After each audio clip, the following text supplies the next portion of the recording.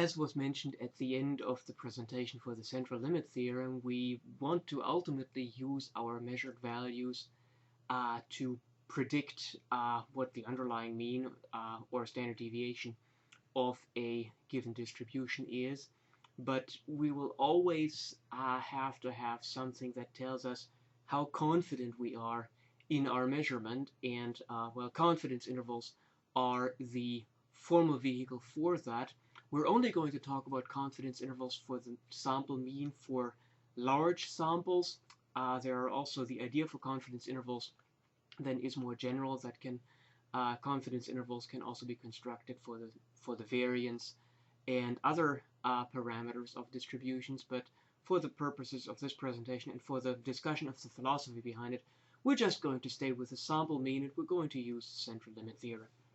Okay, so basically, when you've got a sequence of measured values x1 through xn, and they're all measurements of the same quantity, which means you want to set it up so that x1 through xn, the corresponding capital letter random variables, so that that is a random sample, well, then you know the following. You know that because the expected value of x bar is mu, the random variable x bar is what people call an unbiased estimator for the mean of the underlying distribution, meaning this thing estimates the mean for the underlying distribution, and it's not going to have any kind of systemic deviation above or below what the actual value is.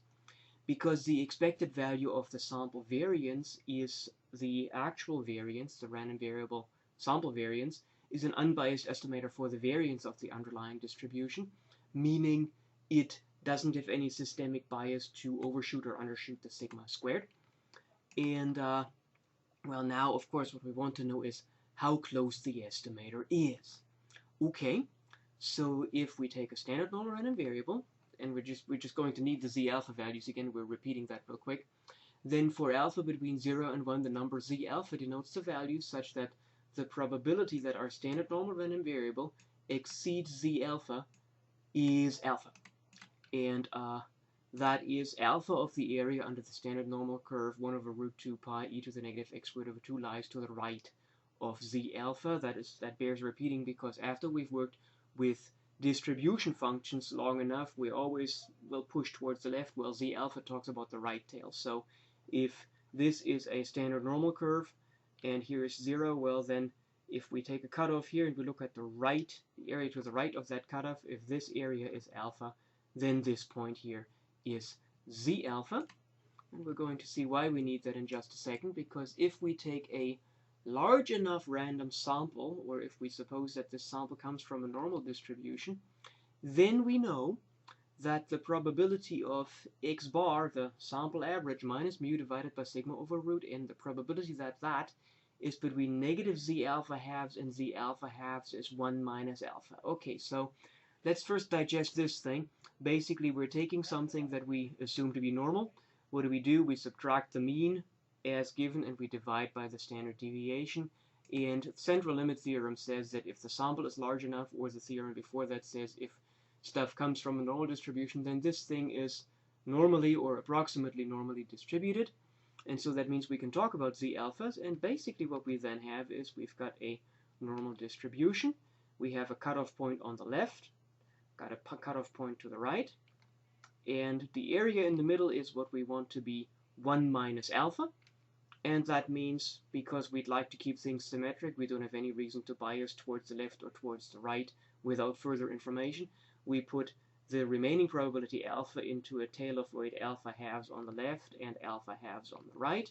Well, that means if alpha halves is to the right of this cutoff, then this is z alpha halves. And by symmetry, then if alpha halves probability is to the left of this cutoff, then this cutoff here must be the negative of the corresponding cutoff on the other side. So we know that if this works out, then the probability that this random variable is between negative z alpha halves and z alpha halves is 1 minus alpha. Let's play with that a little bit. And, well, basically we can now multiply with sigma over root n. Sure, no problem. And we can also add mu. Well, actually, what did I do here? Oh yeah, I want to keep the mu in the middle. So I subtract the x bar. So you get negative x bar here, and it goes away here. And so basically what I'm doing is I am trapping the mu in between numbers that technically I can access experimentally. I can measure the x bar. Okay, we're not going to go into much detail as to how to measure the sigma, and so for the examples that we're going to talk about, we will have an estimate for sigma, but of course sigma can ultimately be estimated using the sample variance. That makes some theorems a little bit harder, and because I don't want to mess with those theorems, don't want us to mess with those theorems quite yet, I kept the sigma here, which is also what people do when they in introductory statistics text, so it's not that I'm out in left field here.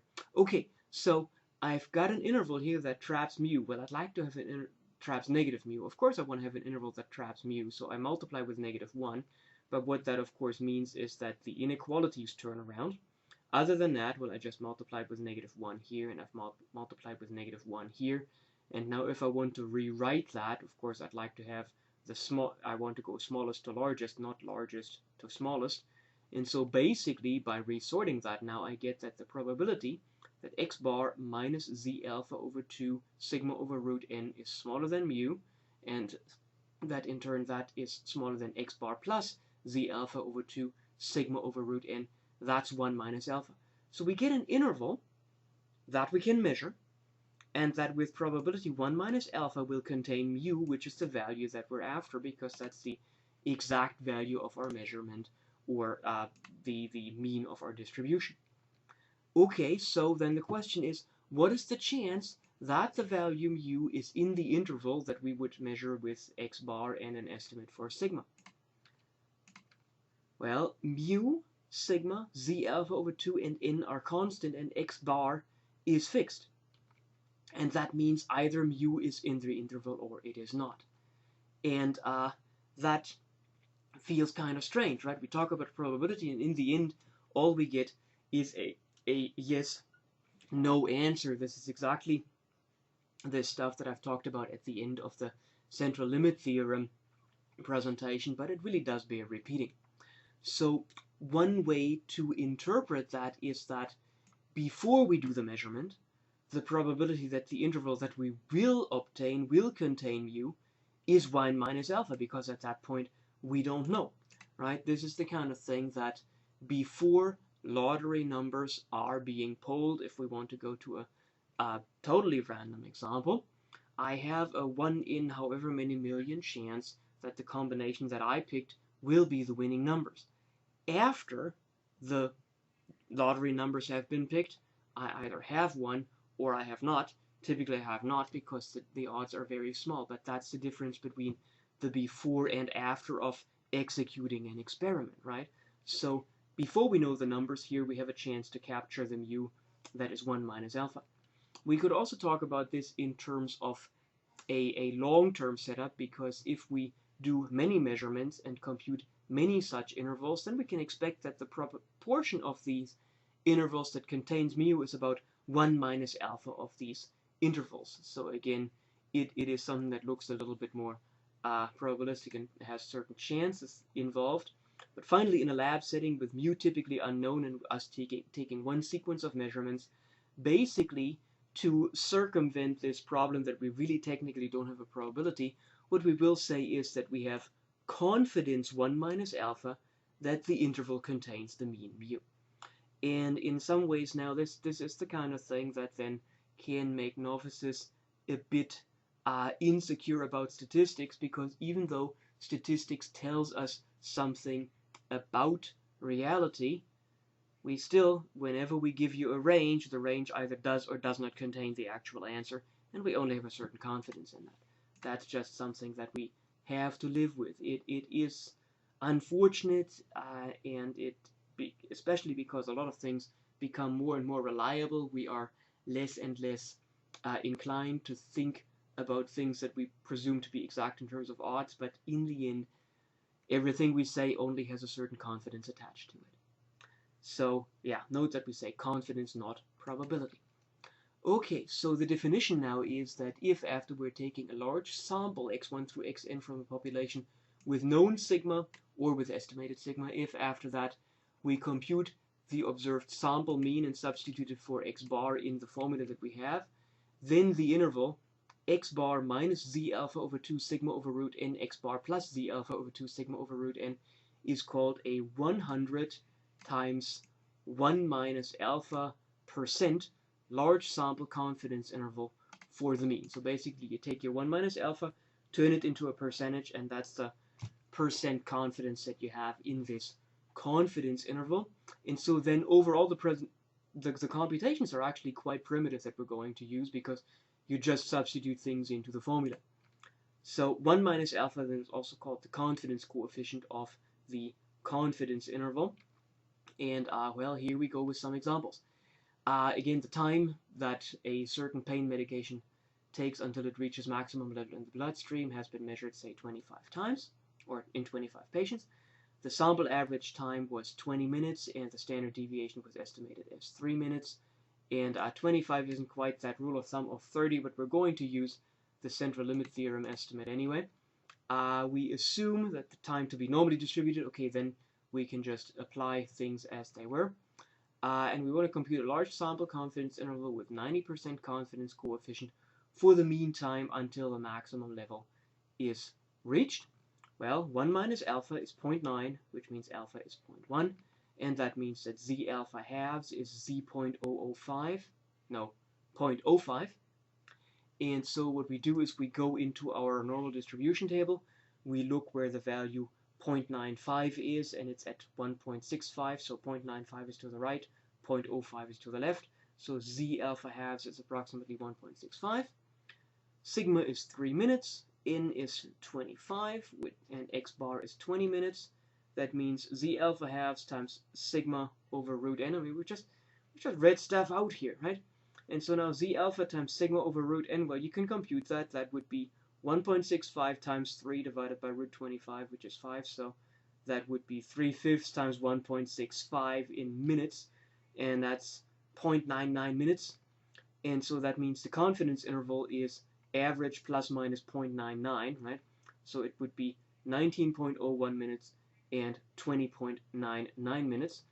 And that's already the end. So technically speaking here, for a homework problem, for example, you need to know the formula for the confidence interval, and you need to be able to plug in numbers. Well, big deal. You know how to do that. The key to this thing really is, again, in the philosophy behind the whole thing, because basically what that, first of all, reflects is that as we measure a sample average of 20 minutes, there will be variability, and the actual mean over a large number of patients, with confidence 90%, we can say will be between 19.01 and 20.99 minutes. There will still be patients for which it will work faster or slower, and that is just the way things are, and that just depends on individual physiology. Again, what then pharmaceutical companies can do is they can manufacture these things in such a way that there is a high confidence to have a narrow confidence interval, but some variability, again, it just cannot be eliminated. If somebody has something different in their digestive tract, things may be absorbed slower or faster, and that's just how things are. Okay, one more example here, and really there are only two things we can do with confidence intervals. We either have the data and compute the interval, or we have a target. So we stay with the same setting here, and so let's say now we want to run tests to get a 99% confidence interval for the mean, so that the width is less than 1 minute. So we want to have less variability and higher confidence. Well, that's got to mean that we need more measurements. And so basically the width of the confidence interval is twice that radius, and that radius is z alpha half sigma over root n. So we double the radius, we set that equal to the proposed width 1 minute. And if we solve that for root n, well, we multiply by root n, divide by the 1 minute, so we end up with root n being 2 times z alpha over 2 sigma over 1 minute. Well, then you square that. Oh no, you plug in the numbers, because we have those numbers from the previous problem. So that's 2 times 2.58 times 3 minutes over 1 minute. And so that would be 6 times 2.58, and that's approximately 3 times 5 with a 0.08 doing a little bit. And so you have 15.48 That sounds like a pretty reasonable answer. And so that means that n has to be greater than 15 squared, which would be 225. And so if you work that out with a calculator here, you end up with n being greater than 239.6304. So n greater or equal than 240 would be enough measurements to get that confidence interval. And that sounds like one of those things where better measurement, so attacking the sigma here, which is an estimator which was just given, so attacking the sigma with maybe a medication that is more likely to be absorbed faster or more reliably would be a way, would potentially be a way to improve the experiment. But worst comes to worst, every so often people also do large-scale testing, especially with things that are then no longer stuff that can be influenced precisely. Like when you're looking at opinion polls, for example, a typical number is that in opinion polls, people poll 1,000 randomly selected individuals. Okay, with that, that's our introduction to confidence interval. As with quite a few things with the statistics here, quite a few of the problems you'll be able to do just by doing a computation. That's great. Every problem you do, think of what the probabilities may mean, whether you are happy with the probabilities or not, what kinds of decisions you would want to make based on those probabilities, because that is in the end what you have to do in a lab or on the job when you have to make a decision based on certain kinds of measurements. All right, thank you very much.